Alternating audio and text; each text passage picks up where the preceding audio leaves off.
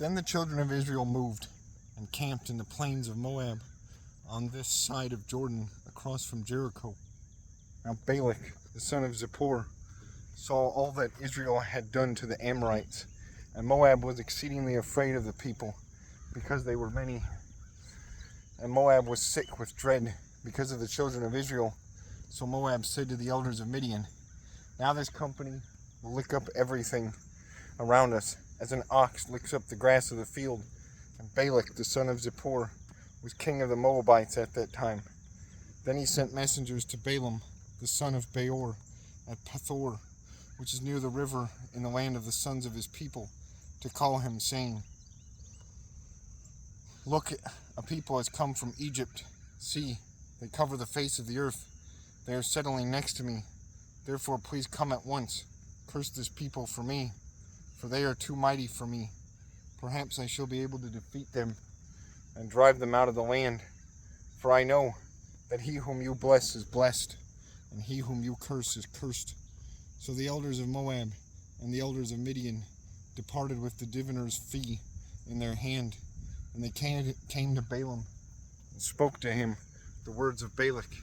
And he said to them, "Lodge here tonight, and I will bring back the word to you, as the Lord speaks to me." So the princes of Moab stayed with Balaam. Then God came to Balaam and said, "Who are these men with you?" So Balaam said to God, "Balak, the son of Zippor, king of Moab, has sent to me, saying, 'Look, a people has come out of Egypt, and they cover the face of the earth. Come now, curse them for me.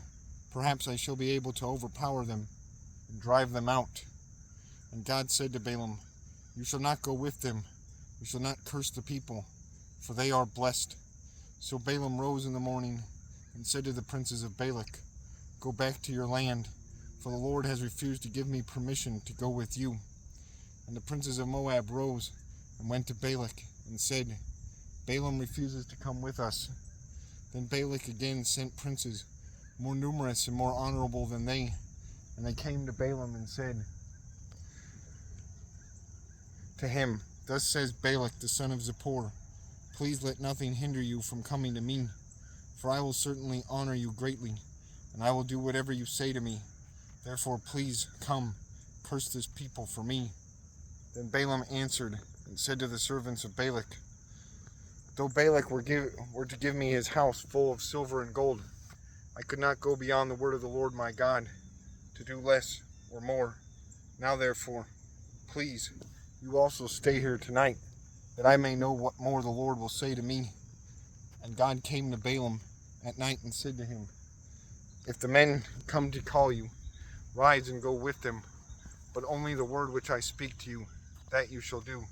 So Balaam rose in the morning, saddled his donkey, and went with the princes of Moab.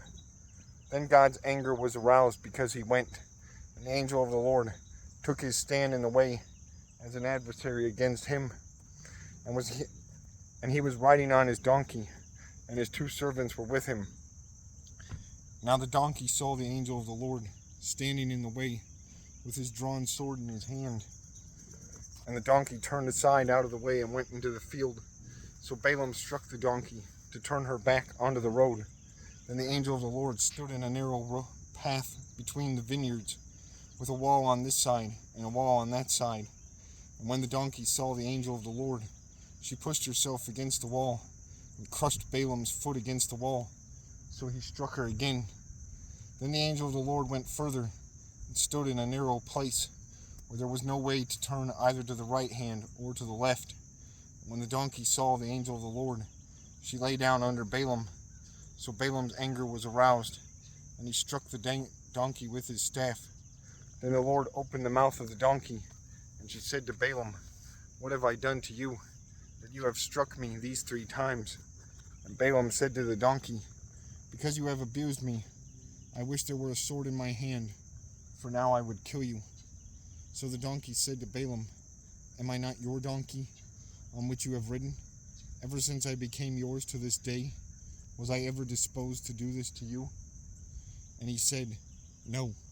Then the Lord opened Balaam's eyes, and he saw the angel of the Lord standing in the way with his drawn sword in his hand, and he bowed his head and fell flat on his face.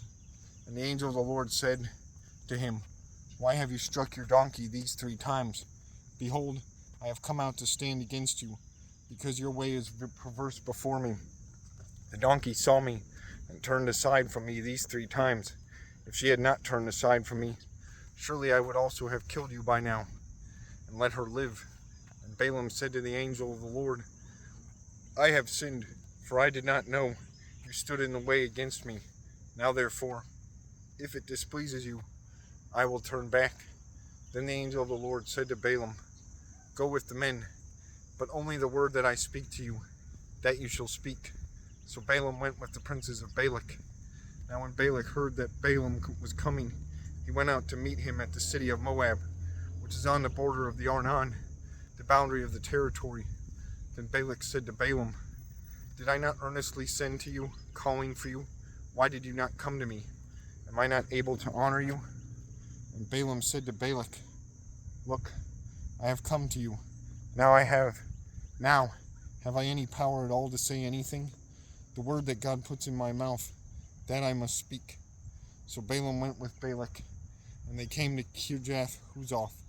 And Balak offered oxen and sheep. And he went, and he sent some to Balaam, and to the princes who were with him.